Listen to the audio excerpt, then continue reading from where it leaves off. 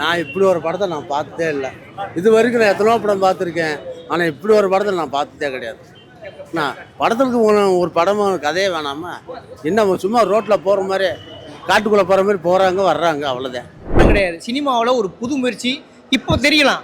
ஆனால் நம்ம சினிமாவை வேறு விதமாகவே பார்த்து பார்த்து பழகிட்டோம். அதிகமான சத்தம், அதிகமான குத்து வெட்டு ரத்தம், இப்படி பார்த்து பார்த்து சினிமானாலே அப்படித்தாங்கிற ஒரு மனநிலையை உருவாக்கி வச்சுருக்கிறோம். அதுதான் உண்மையிலேயே சினிமா சம்பந்தமாக நம்ம கேள்விப்பட மூடத்தனம். அப்படின்னா இது எப்படி ஒர்க் அவுட் ஆகுன்றது சத்தியமாக எனக்கு தெரியல. பட் நாங்கள் தேட்டரில் ஆடியன்ஸாக இருந்து பார்க்கும்போது எல்லா இடத்துலையுமே நல்லா சிரிக்கிற மாதிரி, முகம் சுளிக்கிற மாதிரி எதுவும் இல்லை. எல்லாரோட ரியாக்ஷனையும் தான் சுற்றி பார்த்துட்ருக்கோம். எல்லாருமே நல்லா என்ஜாய் பண்ணி பார்த்தாங்க. படங்கள்னு ஒரு படம் புரிய வேணாமா? என்ன மூத்திரம் பேருது, ஒன்று பேருது, பேடுறது, விற்கிறது, இது மாதிரி தான். அதில் என்னன்னு கேட்டிங்கன்னா, ஆட்டோலேயே முடிச்சுட்டு ஆட்டோவில் கூட்டு வந்துடுறாங்க. ஆமாம், ஆட்டோவில் என்ன சொல்கிறாங்கன்னா எல்லாமே ஆட்டோவில் தான் வேலை முடிஞ்சு. ஆமாம், அதான் கதை. கதைங்கிறது என்ன கதை? டும் டும் காலிக்கு என்ன கதை? ஒன்றுமே நல்லா இல்லை. டாக்குமெண்ட்ரி இது சூப்பராக இருக்குது. படம் நல்லா இருக்குது. நீங்கள் படத்தை பாருங்கள், எல்லோரும் படம் பார்க்க வேண்டிய படம்னா நல்லா இருக்குது, சூப்பராக இருக்குது. அதுவும் சூரியன் ஆக்டிங்லாம் பக்கா சூப்பராக இருக்குது நம்ம பார்க்கும்போது. ஆனால் இன்னொன்று கிளைமேக்ஸ் வந்து எல்லோரும் மக்கள் கையில் கொடுக்குறாங்க அப்படின்றது, அது ஒரு பாயிண்ட் ஆஃப் பீப்புள்ஸ் வந்து டிசப்பாயிண்டாக நினைக்கிறாங்க. அண்ட் எல்லாருமே வந்து ரியலாக நடிச்சிருக்காங்க. அதுதான் ஒரு ஃப்ளோவில் என்னென்ன பேசுவோமோ அது சூப்பராக வந்து இது பண்ணியிருக்காங்க. கொட்டுக்காளி படங்கிறது முற்றிலும் சினிமா உலகத்துக்கே புது அனுபவம். குறிப்பாக மக்களுக்கு புது அனுபவமாக தான் இருக்கும்.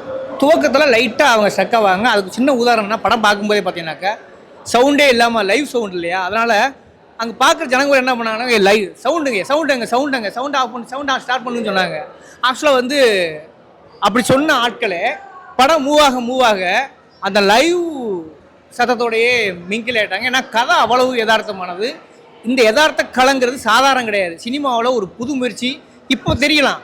ஆனால் நம்ம சினிமாவை வேறு விதமாகவே பார்த்து பார்த்து பழகிட்டோம். அதிகமான சத்தம், அதிகமான குத்து வெட்டு ரத்தம், இப்படி பார்த்து பார்த்து சினிமானாலே அப்படித்தாங்கிற ஒரு மனநிலையை உருவாக்கி வச்சுருக்கிறோம். அதுதான் உண்மையிலேயே சினிமா சம்பந்தமாக நம்ம கேள்விப்பட மூடத்தனம். ஆனால் இந்த படம் முற்றிலுமா என்ன செய்யுதுனாக்க, நம்மளை நாமே கேள்வி வைக்குது, நம்மளை ட்ராவல் பண்ண வைக்குது, நம்மளை இன்னும் அந்த படங்களை வர சீனை வச்சு சொன்னோம்னாக்க நம்மளே சிரிக்க வைக்குது, நம்மளே வந்து அழுக வைக்குது, நம்மளே வந்து அந்த படத்தோட அந்த பேயோட்ட இடத்துக்கு நம்மளே நேரடியாக செல்ல வைக்குது. இந்த படத்தோட மெயினாக ஹைலைட் என்னன்னாக்க, சேவலை அருமையான ஒரு குறியீடாக மாற்றிருக்காங்க அந்த படத்தில்.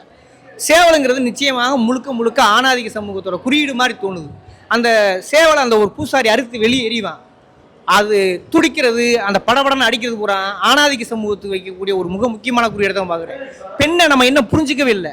பெண்களோட அன்றாட வாழ்க்கையை புரிஞ்சுக்கல. சரியா சொன்னால் பெண்களே கூட புரிஞ்சுக்கல. அப்படியான உள்ளீடான கேள்விகள்லாம் நிறைய அதில் கேட்டிருக்காங்க. ரொம்ப கவனிக்க வேண்டிய விஷயம் அதான். பெண்கள் உதாரணத்துக்கு என்னன்னா, ஒரு அந்த படத்தில் ட்ராவல் பண்ணாங்க அந்த பொண்ணு ஒரு பொண்ணுக்கு மென்சஸ் ஆயிரும். உடனே ஆட்டோ நிற்க சொல்கிறதுக்கு கூச்சப்படுவாங்க, நிப்பாட்டுறதுக்கு யோசிப்பாங்க. ஆனால் அதையும் தாண்டி அவங்க மென்சஸ் ஒரு காட்டுக்குள்ளே போய் மென்சஸை மாற்றிட்டு அந்த பெண்கள்லாம் ஒன்று கடிக்க போவாங்க. ஆனால் அதே சமயத்தில் பசங்க இவங்க ஆண்கள் என்னன்னா ரோட்லேயே ஒன்று கடிப்பாங்க. அதாவது ஆண்களுக்கு ரோடு, பெண்களுக்கு காடு. புரிஞ்சுச்சுனால ஒரு ஆணையும் பெண்ணையும் சமமாக பார்க்கக்கூடிய புத்தி நமக்கு இன்னும் வரவே இல்லை. பேய் வந்துருச்சுன்னா யாருக்கு பேய் பிடிச்சிக்க உண்மையான காரணம் என்ன, அது உளவியல் நோக்கம் என்ன, யாருக்குமே எதுவுமே தெரியல.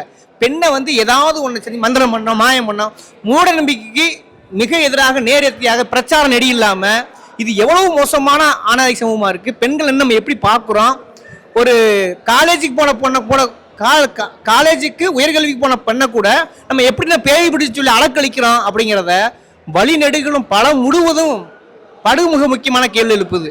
கொட்டுக்காளி உண்மையில சொல்றேன், நம்ம கிராமத்தில் சோடா கழிப்பிடுங்க, அவ இருக்காளே கொட்டுக்காளி அப்படின்னாங்க. அந்த கொட்டுக்காளிக்கான உண்மையான மீனிங் இருக்கு இல்லையா? இந்த படத்தை எந்த ஒரு முன்முடிவும் இல்லாம ரத்தம் சதையும் பார்க்குற ஒவ்வொரு நபரும் நடுநடுங்கி போவான், கேள்விக்குள்ளாவான். இப்படியும் ஒரு படம் எடுக்க முடியுமா அப்படிங்கிறது. உதாரணத்துக்கு அந்த ஒரு சூரி வந்து சிகரெட் அடிப்பாப்புல, சிகரெட் அடிச்சிருக்கும் போது கீழே வரும் ஸ்மோக்கிங், அதாவது உடல்நலத்துக்கு கேடுன்னு சொல்லி. அப்படி ஒரு ஊட வரும்போது இது படமா அப்படின்னு தோணுது. அந்த அளவுக்கு லைவ் ரியலாக இருக்கு. இப்படியான படம் என்பது நிச்சயமாக சொல்றேன், சினிமாவில் தமிழ் சினிமா உலகத்தை மலையாள படத்தை தான் பல நேரம் சொல்லுவாங்க பெரிய உலக சினிமான்னு சொல்லி. கொட்டுக்காளி உலக சினிமா உச்சத்தை தொற்றுச்சு. ரசிகர்களோட மனநிலையை கொஞ்சம் கொஞ்சமாக தொடும். அப்பொழுதுதான் இந்த படத்தோட வீரியம் புரியும். கொட்டுக்காளி மிக கச்சிதமான யதார்த்தமான மிக முக்கியமான திரைப்படம். இதை எல்லாரும் கொஞ்சம் கொஞ்சமாக பாருங்க, அணுகுணமாக பாருங்க, அப்பதான் அந்த படம் உங்களுக்கு புரியும். ஆணாவும் பெண்ணாவும் மாறி மாறி பார்க்கும்போது அந்த படம் தெளிவாக புரியும். அதாவது இப்போ உள்ள தமிழ் ட்ரெண்ட், சினிமா ட்ரெண்ட்ல பாத்தீங்கன்னா அதிக பேர் அதிக பட்ஜெட் போட்டு படம் எடுக்கிறாங்கல்ல. ஸோ இந்த மாதிரி படம் நம்ம ஒரு லைவா உட்காந்தோம்னா அந்த ஊருக்குள்ளே போற மாதிரி இருக்கும். அதே மாதிரி அந்த நடிகர்கள் எல்லாருமே பாத்தீங்கன்னா ஒரு சூப்பரா நடிச்சிருக்காங்கன்னு தான் சொல்லணும். எல்லாமே புதுசுங்க. மியூசிக் இல்லாம ஒரு படம் பார்க்க முடியுமா? கண்டிப்பா அதுல பார்க்கலாம். அதே மாதிரி கிளைமேக்ஸ் யாருமே எதிர்பார்க்காத ஒரு கிளைமேக்ஸ். இன்னொன்று, நம்ம பசங்க இந்த கிராமத்துப்புறத்துல வாழ்வாங்கல்ல, அதை அப்படியே லைவா காமிச்சிருக்காங்க. எந்த இடத்துல காமெடி பண்ணணும், எந்த இடத்துல சீரியஸா இருக்கணும் அப்படின்றதான். சூரியன்னா இது வரைக்கும் வித்தியாசமா பார்த்துருப்பீங்க கர்டன்ல. இந்த படம் அதை விட அவுட் ஆஃபா இருக்கும். ஸோ அந்த டீம் எல்லாருக்குமே நாங்கள் வாழ்த்துக்கள் சொல்லிக்கிறோம். Thank you so much. எனக்கு வந்து உண்மையிலே பிடிச்சிருந்துச்சு. ஒரு டப்பிங் கிடையாது, மியூசிக் இல்லாத ஒரு படம். இது வந்து அடுத்த ஒரு கட்டத்துக்கு நம்மளே எடுத்துக்கூட செல்லக்கூடிய ஒரு படமாகவும் இருந்துச்சு. ஆமாம், இது வந்து எல்லாரும் பார்க்க வேண்டிய ஒரு படமாகவும் இருந்துச்சு. மக்களுக்கு ஒரு நல்ல வரவேற்கக்கூடிய ஒரு படமாக இருக்குது. எல்லாரும் நல்லா வந்து பார்க்கணும், அது என்னோட ஒரு எண்ணம். ஆமாம், இதில் அடுத்த இன்னொன்று நான் கேட்டேன், இதே மாதிரி படங்கள்லாம் அடுத்த 2 படங்கள் வந்தால் தமிழ் சினிமா இன்னும் அடுத்து உங்களோட லைஃப்பில் என்ன நடக்குது அப்படின்ற அவங்க தெரிஞ்சுக்க நிறைய வாய்ப்புகள் இருக்குது. மக்களில் வந்து ஆட்டோ டிரைவராக நான் தான் நடிச்சிருக்கேன். நடிக்கும்போது பெருசாக ஒன்றும் தெரில. ஆனால் ஆடியன்ஸோடு உட்காந்து பார்க்கும்போது இந்த சீனுக்கெலாம் வந்து இவங்க இப்படி எமோஷனல் ஆகி ஒரு காமெடியாக எதுவுமே நாங்கள் நினச்சி பார்க்கல. அது எமோஷனலாக தான் கடத்தணும். ஆனால் இங்கே எல்லா பொதுமக்கள்கிட்ட வந்து ரொம்ப காமெடியாக, ரொம்ப அது ஒரு பயங்கர சென்சிட்டிவாக போய் விழுந்துருச்சு. அது காமெடினே சொல்ல முடியாது.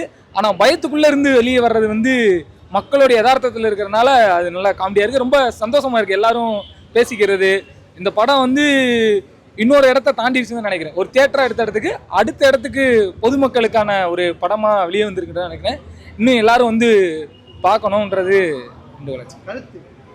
கருத்து வந்து அதான், இங்கே மதுரை இருக்கிற சுற்று வட்டாரத்தில் ரூட்டடாக ஒரு பெண்ணை வந்து என்ன மாதிரி ஒரு போர்ட்ரேட் பண்ணி வச்சுருக்கோம், ஒரு பார்த்து வச்சுருப்போம்ல. இப்போ ஒரு பொண்ணுனா இப்படி தான் இருப்பா அப்படின்னு சொல்லி, அது இல்லாமல் அவளுக்கான இடங்க நிறைய இருக்குது, சோர்ஸ் இருக்குது. அதை தாண்டி வந்து இங்கே இருக்கிற ஒரு சாதி வந்து எப்படி ரோல் பண்ணுது இங்கே, அதில் வந்து ஒரு ஆண் இந்த மாதிரி ரோல் பண்ணுறா அப்படின்றது, ஒரு பெண்ணுக்கான சுதந்திரம் வந்து எங்கெல்லாம் கிடைக்குது அப்படின்றத அந்த சேவல் அங்கிட்டு சொல்லிட்டு இருக்கோம். ஒரு பக்கம் அனாபெண்கிட்டு இருப்பான். இதெல்லாம் வந்து தனித்தனியாக இயங்கிக்கிட்டே இருக்கும். இதில் சார்ந்து இருக்கக்கூடிய எல்லா இடத்துலையுமே குறியீடாக இருக்கும். எல்லாமே வந்து நீங்கள் போகும்போது சேலை இருக்கும், ஒரு ஊருடைய போர்டு இருக்கும். சாதாரண ஒரு இயல்பில் வந்து ஒரு பெட்ரோலை வாங்கி ஊற்றுற இடத்துல கூட இந்த ஊரோடைய லேண்ட்ஸ்கேப்பை பற்றி மொத்த டீட்டெயில்டாக இருக்கும். நம்ம மதுரைனா மதுரையோட எல்லா லேண்ட்ஸ்கேப் இருக்கும். பொதுவாக நம்ம மற்ற சினிமா பார்க்கும்போது லேண்ட்ஸ்கேப் பெருசாக இருக்காது.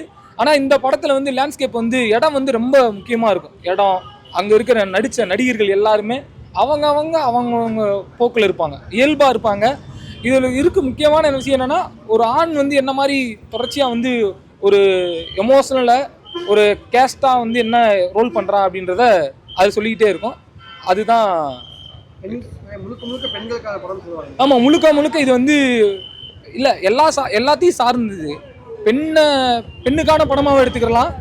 ஒரு ஆண் தன்னை இப்போ உங்களை கொஸ்டின் பண்ணுறேன்னு வச்சுக்கோங்க, நீ ஏன்டா இப்படி இருக்க அப்படின்றதுக்கான ஒரு படம் தான் இது. நீ உன்னைய மாற்றிக்க இதான் நம்மக்கிட்ட இருக்கும். ஆனால் நம்ம சரியாக தான் இருக்கோம்னு சொல்லிக்கிட்டே இருப்போம். ஆனால் அது நம்மளுக்குள்ளே இந்த படம் பார்த்துட்டு வெளியே வரும்போது இல்லை, நம்ம இன்னும் மாற வேண்டிய தேவை இருக்குன்றதை இந்த படம் ரொம்ப கான்ஃபிடென்ட்டாக சொல்லும்.